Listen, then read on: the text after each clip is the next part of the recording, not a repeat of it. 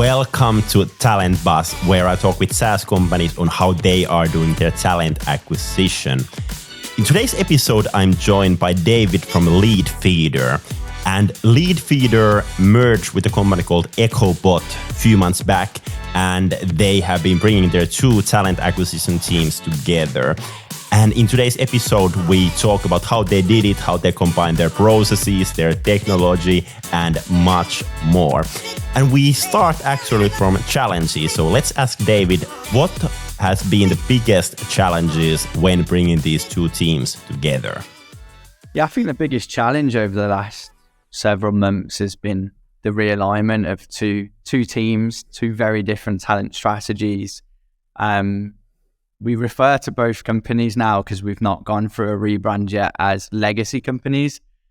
So if you like, legacy Leadfeeder has always been a remote first company, whereas Echobot has been built almost entirely with a localized approach in Karlsruhe, in Germany. I hope I said Karlsruhe right. I've been trying that for 6 months. But yeah, to kind of do this, we had to take a step back, really, understand the strengths of both TA teams and make a plan as to how we can bring the two together. So I think, I'm fortunate enough to have had a mentor from our investors, great old partners. So Erin Peterson, and she's been a really great soundboard for me. We catch up every couple of weeks and discuss the challenges and the progress and how things are going. And actually at the beginning of the merger, we conducted a talent acquisition maturity assessment. It's ran by Gartner, and they go into depth on all areas of talent acquisition.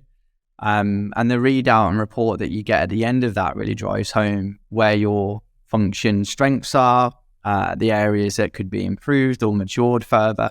And so we did this for both the legacy Leadfeeder and legacy Echobot companies. And the readout was similar to what, we could already see with our own eyes in many ways, but gave us some additional pointers on perhaps what was missing. But I think, on the Leadfeeder side, what was missing was, the early careers and campus function. Historically, Leadfeeder had hired more experienced individuals and were really missing out on grassroots talent, whereas this was actually a really strong area for Echobot. So they would hire interns and working students and then convert them into full-time employees when their studies have finished. So yeah, on the flip side, the talent team at Echobot had little to no experience of international hiring. So they weren't really as well versed in going out into different markets and sourcing via LinkedIn in different countries, for example. So overall, it's been a big challenge, but in many ways, it's kind of the perfect situation, in that, we're able to move forwards, take in the best from both companies and fill in a knowledge gap on either side that we have. So I feel like it's been a huge challenge because of that, but actually it's made us a stronger team overnight with the merger. Yeah, sounds like an interesting story. So far, and for sure, like next upcoming months are super, super interesting for you as well. Yeah. What is interesting in kind of these kind of mergers is, like, if we think about kind of good talent acquisition strategy or good people strategy, it needs to be aligned with the company's business strategy to get everything out from there. Have you found it challenging, kind of what I've noticed in kind of when two companies are merging, there might be kind of a lot of open things on the kind of strategy part. Of course, they have done some planning when doing the merger and so forth. But for example, not having the new brand name or not knowing exactly, for example, how the products will be brought together or will they be, like, has that been a challenge regarding talent acquisition and how you have kind of handled that fact that you might not know kind of everything where the business is going at the moment? Yeah, I would say that it was an issue at first, like in the first month or so, but now that strategy is coming alive, it's coming together. It's far more clear now what the objectives are, that it's eased over time. I would say that, like, rather than trying to jump in with both feet, every team in the business bidded it with their respective counterparts. So there was a little bit of a getting to know the other side period that we had. That lasted a few months, and I think that was really crucial and helped when we started to bring the teams together. In fact, the talent team was one of the first teams to completely merge. Our business objectives really are to move towards one platform next year, hopefully at the end of Q1, and a rebrand will come with this as well. So there are some things that are not crystal clear right now, but the information that we have and kind of the number of people that we need to hire and get to is pretty clear. And so we feel like we do have the direction that we need, but we have to be ready to kind of think on our feet and pivot when the business requires us to. Yeah, makes sense.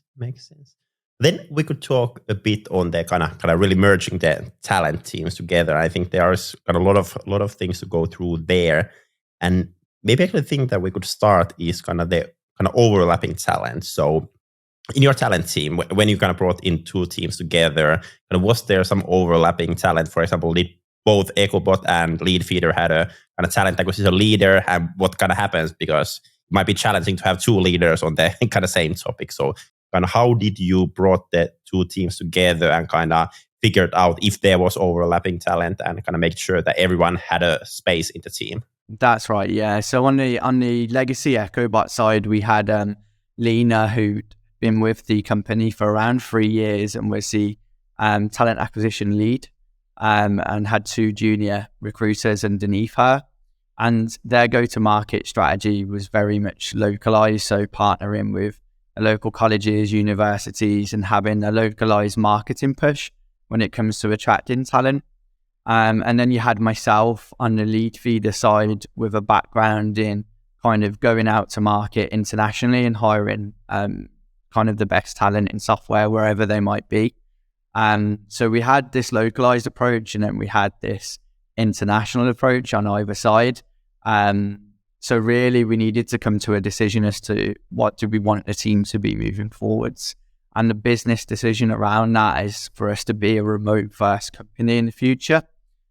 So after kind of a month or two of getting to know each other, and what we do best and where our strengths lie, and doing the Gartner report that I referred to, the decision was made to make myself the leader of both teams and to take out talent acquisition from under HR on a legacy Echobot side and kind of have it as one team on its own, kind of working with HR, but two sides of the same coin rather than the same side. So that's firstly how the talent acquisition team that we have now has come together. And the challenge has been, okay, how do we segment this team out further? So again, we looked at kind of what they were doing really well with the localized recruitment at Echobot. And we don't really want to change that because the recruiters, kind of signed up for that and they're good at that. It's what they're specialized in. And likewise, on the Leadfeeder side, the recruiters that we've hired were hired in because of their experiences recruiting talent in and around Europe in different countries. So we've kind of segmented it so that we have a campus and HQ recruitment team. Their new HQ for the group is in Karlsruhe in Germany.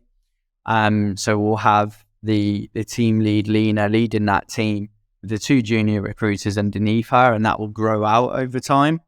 And then we've segmented it further by having talent partners focus on more experienced hires, segmented into tech and go-to-market and business operations. So we've kind of got these 3 pillars of the talent acquisition team at the moment, and thinking further ahead because all of our recruiters right now are 360 recruiters. So they're servicing the hiring managers and also them going outsourcing and guiding the candidates through the process.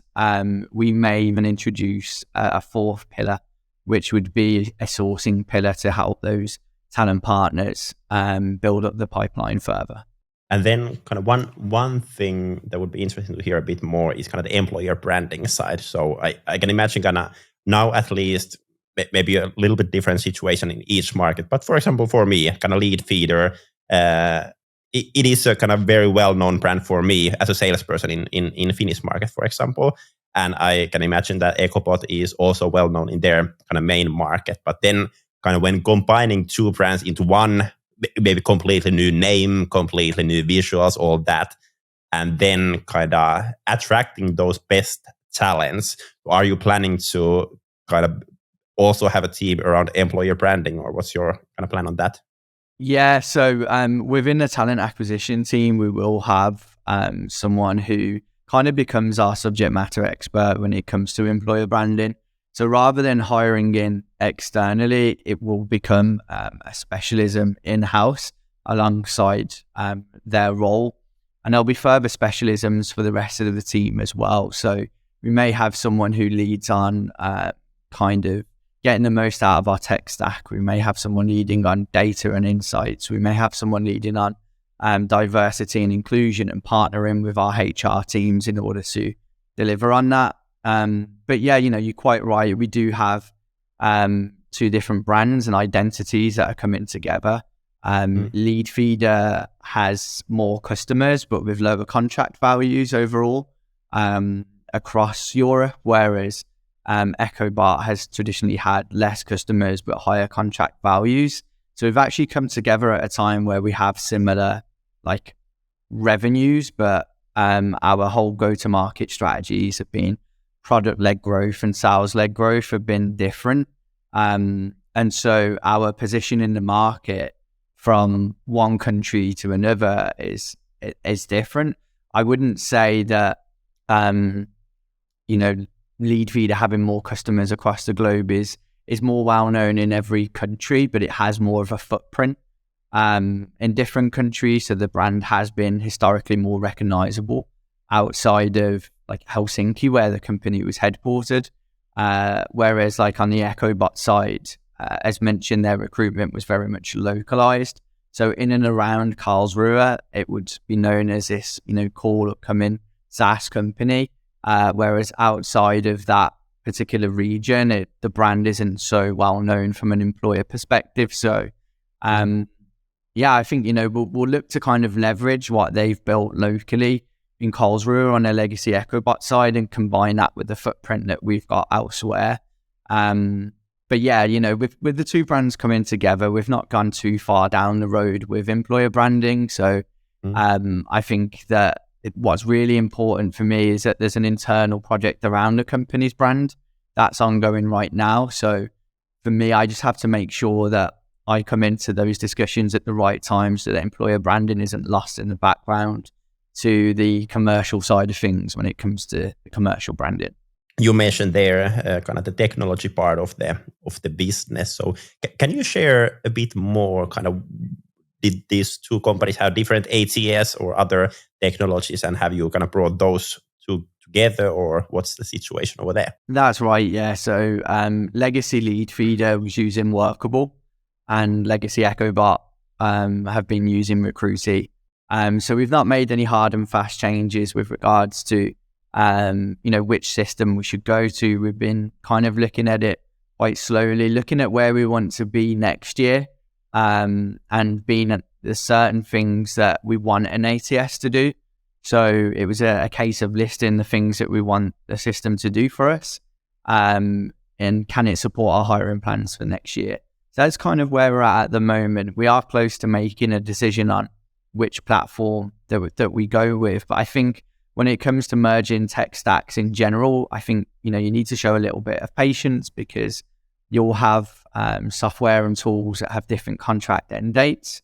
The simple kind of approach to this is just mapping out your tech stack on either side, documenting the value of those tools and when their end dates are coming in, and also taking a close look at where you have similar tools where you could use one rather than the other. So in the case of the ATS, of course, with the rebrand next year for the companies, it doesn't make sense to have two ATSs.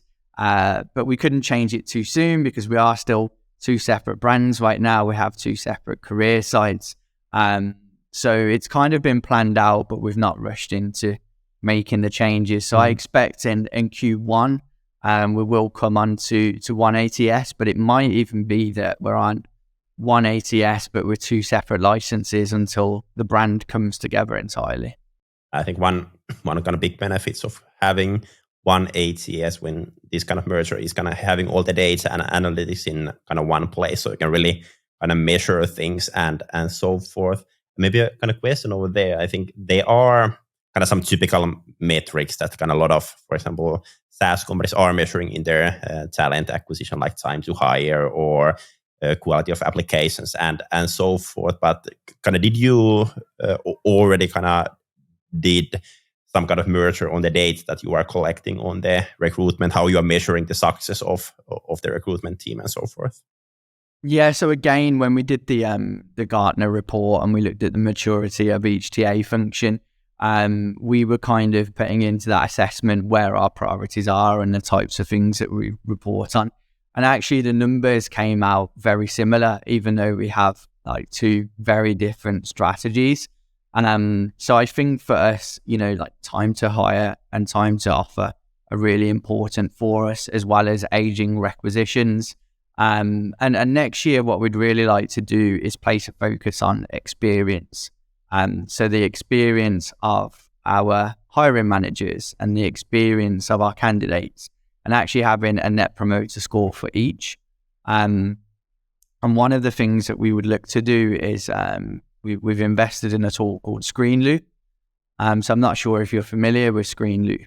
A fairly new company when it comes to TA technology, but it enables us to send out messages to managers or candidates at different points in the process, and then track that data in order to understand what we do well and where we could better perform. And that gives us both quantitative and qualitative data, so we can get some constructive feedback as well. And the idea is actually to plug this into both of the legacy companies, so we can truly understand where we're operating well and where we can improve, and kind of what needs to be the focus for next year. So we've invested in that now, but we've not plugged it in just yet. So that should come in Q1, and it should set us up really nicely for when we come together as one brand and one ATS and platform moving forwards. Exactly. But one thing that I've noticed when I've been speaking with people from Leadfeeder, I have a lot of friends working over there, is kind of your culture, and I feel like your culture is very strong. I think there's kind of multiple reasons for that one. You mentioned earlier kind of remote first, and I think in order to succeed on that one, you need to have kind of good and strong culture around that one as well. And one thing that companies have been kind of lately talking a lot, at least on my opinion, is kind of finding culture fit people to join the company, and that is crucial part of the recruitment process. I feel like it becoming even more important than the skills of the person, that they are a culture fit for the company. Can you share a bit on that one? Now, like two cultures coming together. I noticed that you had a trip together with the Echobot to, was it in Croatia? How do you say that? Croatia. A trip over there, kind of really trying to bring those cultures together. But kind of what's your thought on kind of recruiting culture fit people now when two cultures are brought together? Is it a challenge? Well, I think both companies always place an emphasis on hiring for a culture fit. And for that reason, it hasn't been too challenging to date. The companies came together not just because of the two technologies that we have and our two platforms and the market opportunity, but actually because there was a match culturally as well from the top down.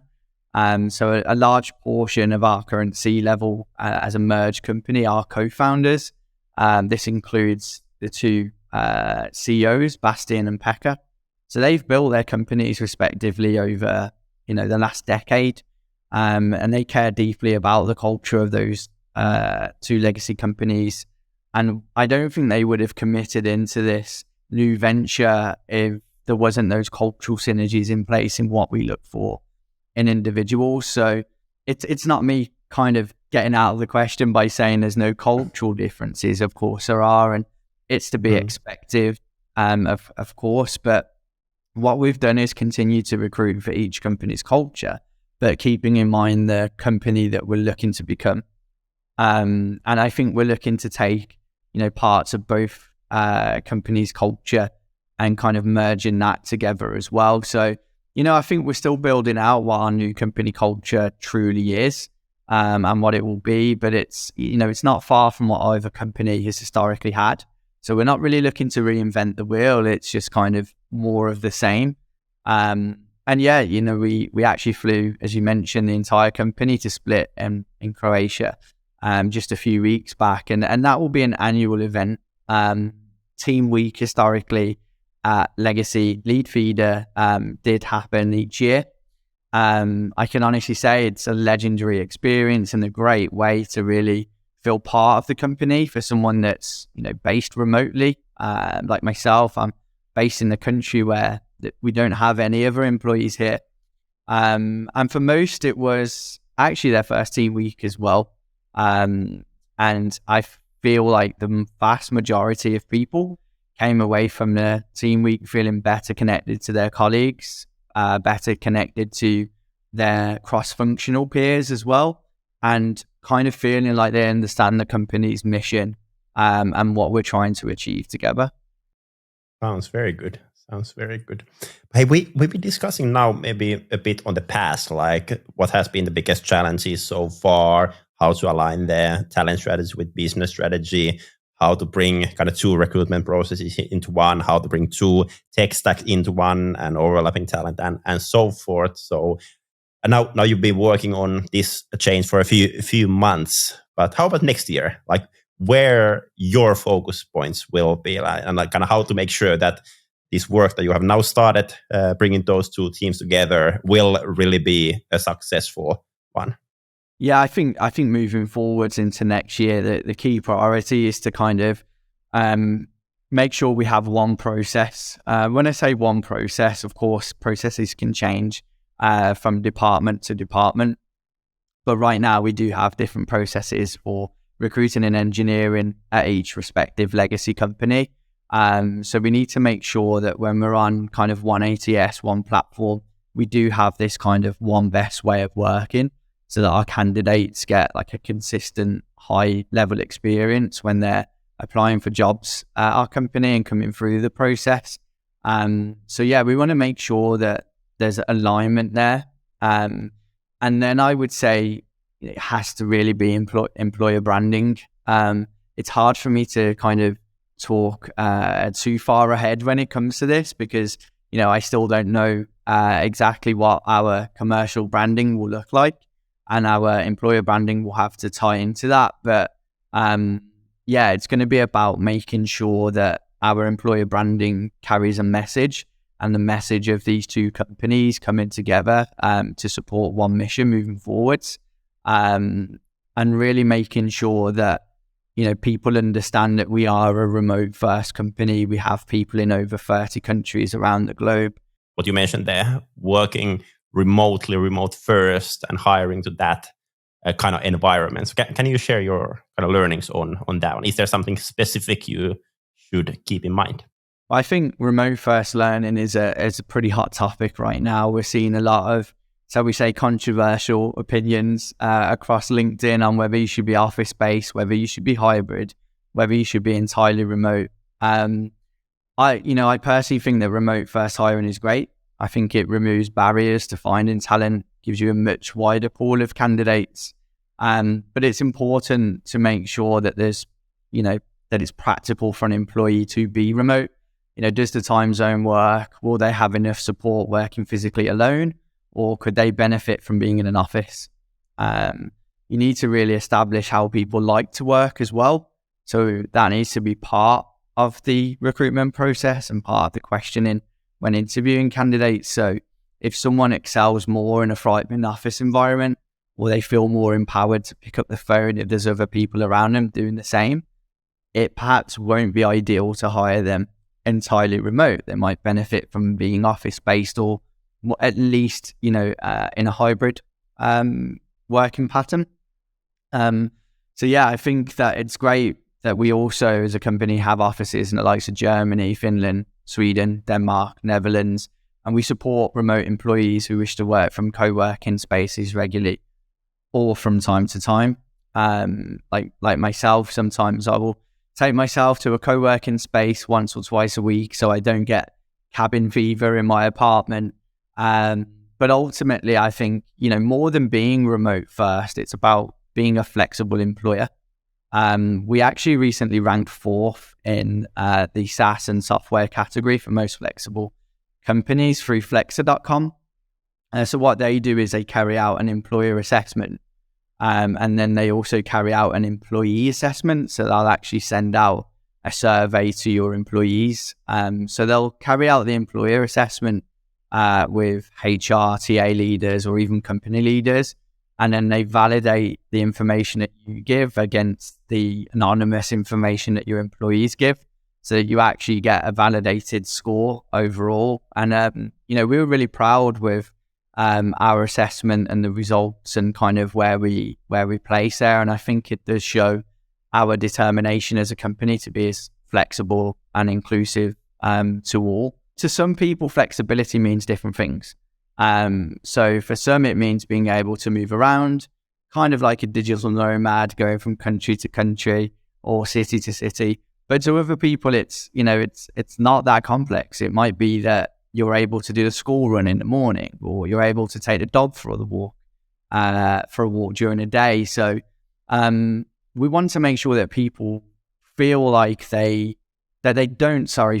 living to work. So we're kind of flipping the script and having people living great lives, being happier in their roles, and in turn, that should deliver higher levels of performance to us. And that's kind of the way that we're going to continue moving forwards, is making sure that the working environment is inclusive to all, no matter where you're based. And that's a wrap for today's episode. Thank you so much for listening. Hopefully you got a lot of good ideas about SaaS talent acquisition. If you enjoyed the episode, feel free to share it on your social so others can hear it too. And if you have a topic in mind that you would like me to cover in this podcast, share it with me as well. I'm Samuli, CEO and co-founder in TalentBee, where we help fast-growing SaaS companies in their talent acquisition. Make sure to follow us, make sure to follow this podcast, and have an awesome week. Bye-bye.